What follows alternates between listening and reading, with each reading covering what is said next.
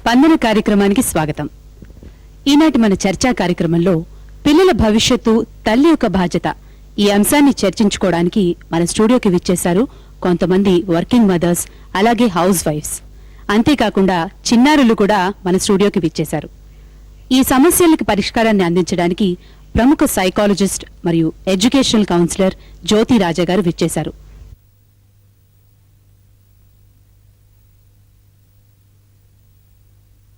ఇంతకు ముందు మనం చర్చించుకున్న అంశం పిల్లల భవిష్యత్తు తల్లుల బాధ్యత. ఈరోజు దాని రెండో భాగాన్ని చూద్దాం.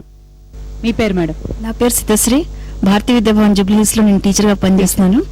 నా ప్రాబ్లం ఏంటంటే ఇంటికి వచ్చిన తర్వాత ఎంతమంది మేడం పిల్లలు? 2 పిల్లలు, పాప బాబు.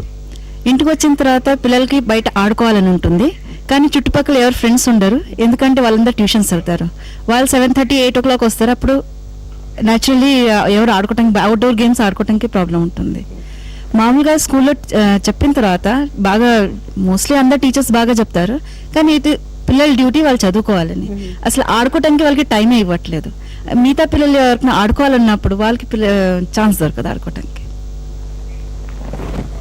అంటే మీ సమస్య ఇప్పుడు ఏంటి, పిల్లలకి ఆటలకి